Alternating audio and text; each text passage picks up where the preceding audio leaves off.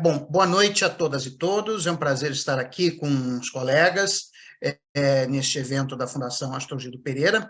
Tá? Eu tenho uma apresentação preparada e eu vou usá-la agora. Né?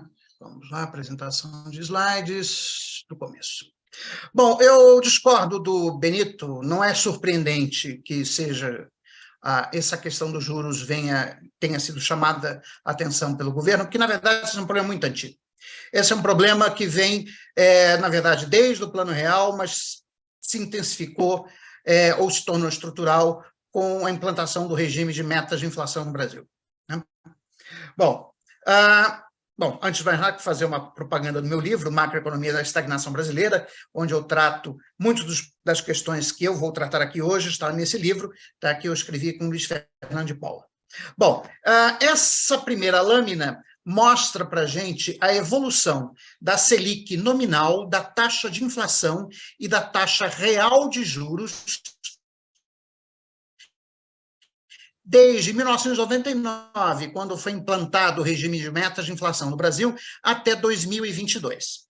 Então, em laranja, nós temos a Selic nominal, ela vem apresentando uma tendência de queda ao longo do tempo, né? Mas só a partir de 2017 que ela vai ficar abaixo dos 10% em termos nominais. A inflação, que está em azul, ela tem altos e baixos, mas ela flutua ao longo de 23 anos num patamar superior a 6%.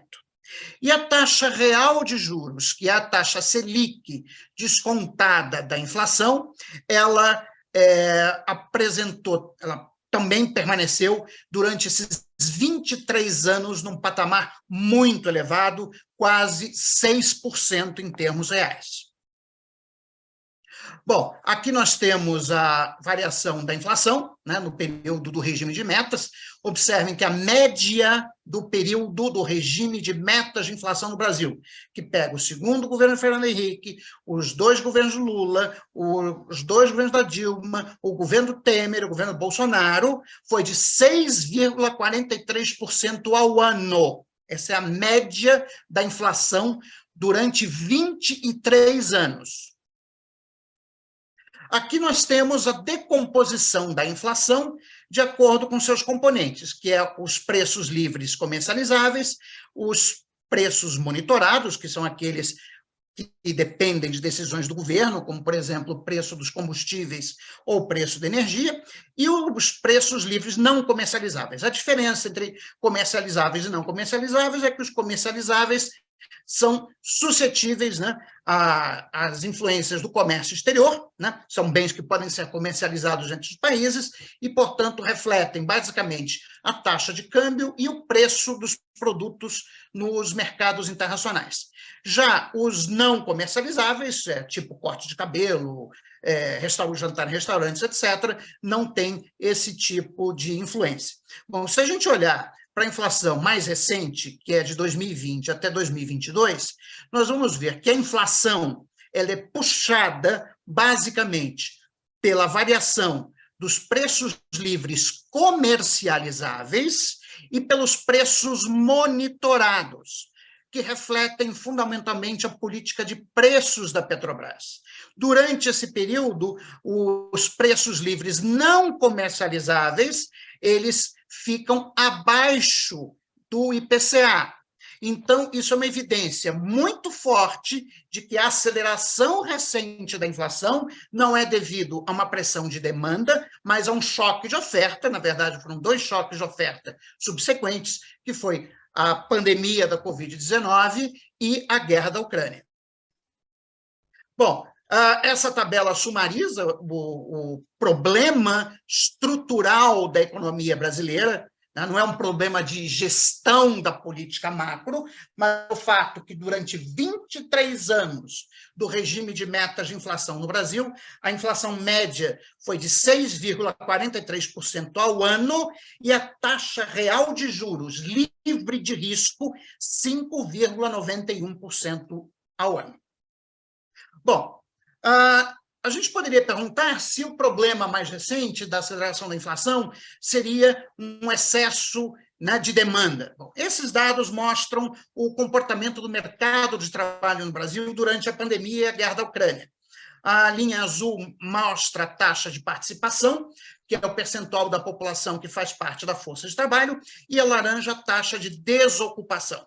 Como nós vimos com a crise da Covid, houve a taxa de participação despencou, simplesmente as pessoas saíram da força de trabalho simplesmente com medo do vírus, né? E, embora a taxa de participação tenha se recuperado ao longo do ano de 2022, ela ainda está abaixo do nível que estava em janeiro de 2020 e antes da pandemia, né? A taxa de desemprego ela caiu, tá? Está hoje em 8%, mas quando a gente olha a composição do mercado de trabalho no Brasil, o fato é que o Brasil ainda é uma economia dual. É uma economia dual no sentido de Lewis, onde eu tenho um enorme contingente de força de trabalho que trabalha no setor de subsistência. No Brasil, o setor de subsistência é o emprego informal e as pessoas autodominadas de autoempregados. Isso dá mais ou menos 40 milhões de pessoas. Bom, quando a gente olha para o que está acontecendo no resto do mundo, esses dados aqui são do Eurostat, né? Nós temos aqui a inflação para 2022, na União Europeia foi de 9,2%, muito mais alta do que no Brasil, né? Temos aqui a decomposição, né, para os 27 países da área do euro, 9,2%, e para os países, da União Europeia, 9,2%, e para os países da área do euro, 8,2%. Quando a gente olha para a Alemanha, por exemplo, a taxa de inflação na Alemanha é 8,5%, né? Na Dinamarca, ela é 8,7%. Ou seja, a inflação não é só um problema brasileiro, né? No entanto, ao contrário do Banco Central do Brasil, o Banco Central Europeu reagiu de outra maneira à elevação da inflação. Quer dizer, o Banco Central Europeu ele vem elevando a taxa de juros de depósito, que é o seu instrumento básico de política monetária, que saiu de menos 0,50% ao ano no dia 18 de setembro de 2009 e passou para 2,5% ao ano no dia 8 de fevereiro de 2023. Bom, e aqui eu quero colocar os pontos que eu acho que são relevantes para o debate. A inflação no Brasil é resistente à queda. Um juro real de curto prazo muito elevado é necessário para obter uma inflação média de 6% ao ano no longo prazo. Bom, isso significa que, dado o histórico do regime de metas de inflação no Brasil, uma meta de inflação de 3,25% ao ano para 2023 é claramente, para usar uma expressão, né, o título de um filme que é sobejamente conhecido, é uma ponte longe demais. Essa resistência da inflação à queda, ela é equivalente à resistência à insulina nos países diabéticos, nos pacientes diabéticos. O corpo produz insulina, mas o efeito da mesma no sentido de reduzir a glicose no sangue é pequeno. Uma causa possível desse problema, que eu venho defendendo já há bastante tempo, que acabei de publicar, né, um capítulo de livro na Inglaterra sobre isso, é a permanência dos mecanismos de indexação de preços e salários na economia brasileira depois do Plano Real. Ou seja, nós temos um problema que o Plano Real não resolveu, que é um problema de estabilização inacabada. Segundo ponto, a economia brasileira não apresenta sinais de excesso de demanda. Os números do mercado de trabalho mostram uma economia que possui 40 milhões de pessoas no setor informal ou autoempregados e 9 milhões de desempregados. Quando olhamos para a decomposição da inflação brasileira, observamos que a aceleração recente da inflação, 2020 e 2022, foi puxada pela inflação dos preços comercializáveis, que reflete câmbio e preços internacionais dos insumos importados, e os preços monitorados, que refletem a regra de reajuste de preços da Petrobras. A aceleração recente da inflação no Brasil é resultado de dois choques de oferta que foram quase sequenciais. A desorganização das cadeias mundiais de suprimento, devido à pandemia do Covid-19, que ainda continua, só a gente vê as implicações da política de Covid-0 na China, que é o grande centro abastecedor de insumos manufaturados para o mundo inteiro, e a alta dos preços da energia, e alimentos devido à guerra da Ucrânia. Além disso, a aceleração recente da inflação não é um problema restrito ao Brasil, mas é um problema mundial. Os países da União Europeia e da área do euro estão enfrentando índices inflacionários superiores, e eu quero frisar este ponto aqui, superiores aos verificados no Brasil. No entanto, a reação do Banco Central Europeu à aceleração da inflação é bem diferente da reação do Banco Central do Brasil.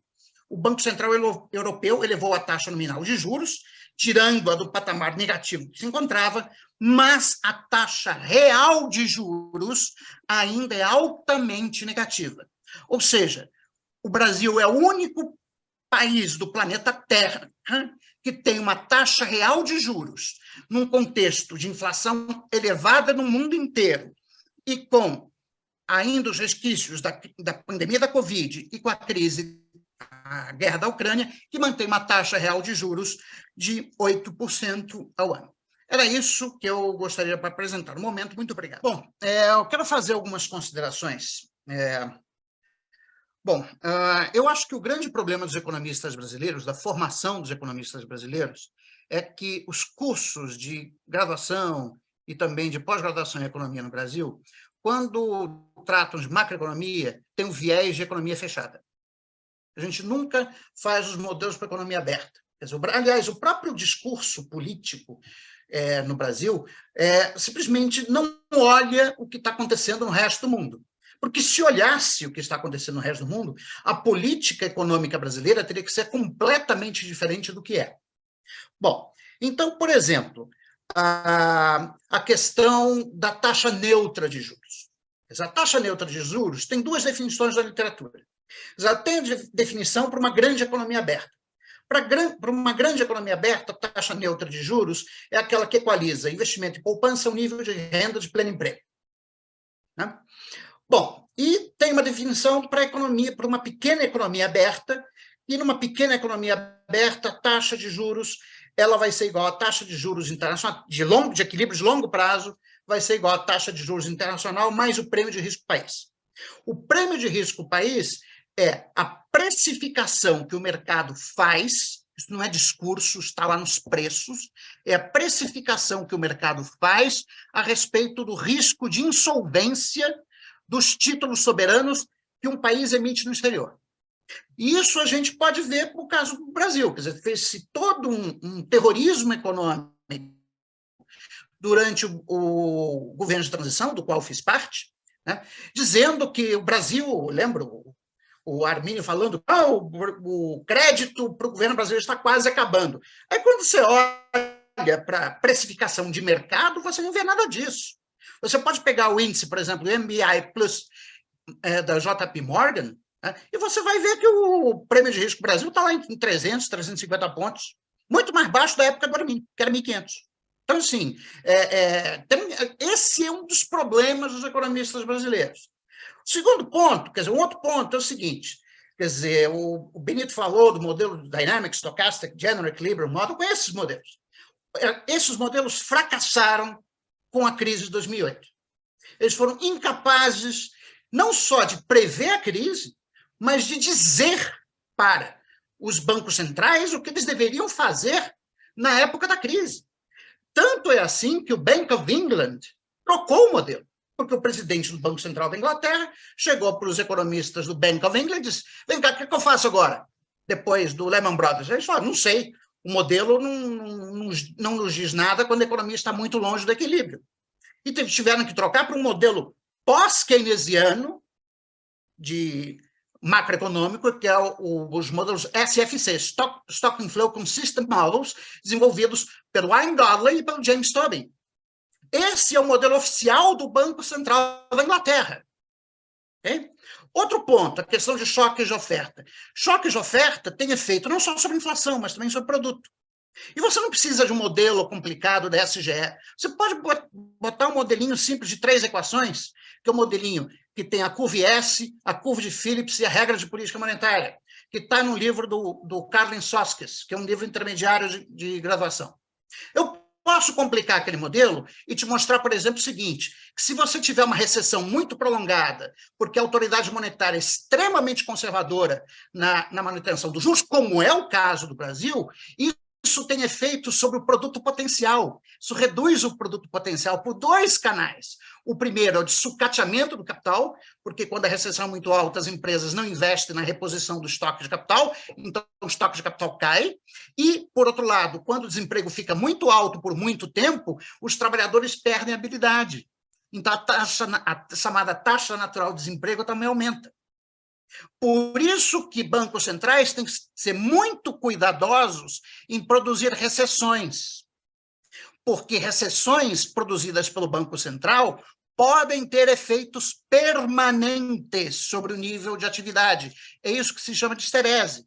Eu estive assistindo, na sexta-feira passada, uma brilhante palestra do professor Joseph Stiglitz, prêmio Nobel de Economia, por videoconferência, em qual ele estava dizendo exatamente isso. E dizendo que o Banco Central dos Estados Unidos errou. E olha que ele subiu muito menos a taxa de juros do que a gente. Agora, tem uma outra questão que eu quero separar, que é uma questão política, né, que a gente não tinha abordado antes. O debate sobre a autonomia do Banco Central no Brasil se colocou porque o presidente Lula desconfia do presidente do Banco Central, que é Roberto Campos Neto. E ele tem algumas razões para acreditar e para desconfiar mesmo.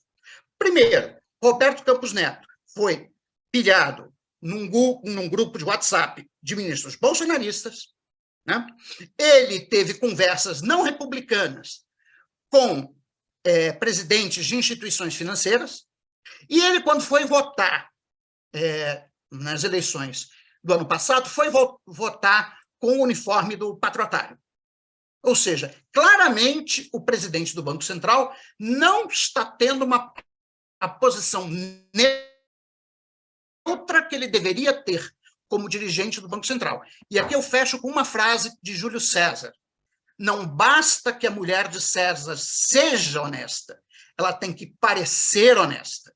E o presidente do Banco Central não está parecendo imparcial, pelo contrário.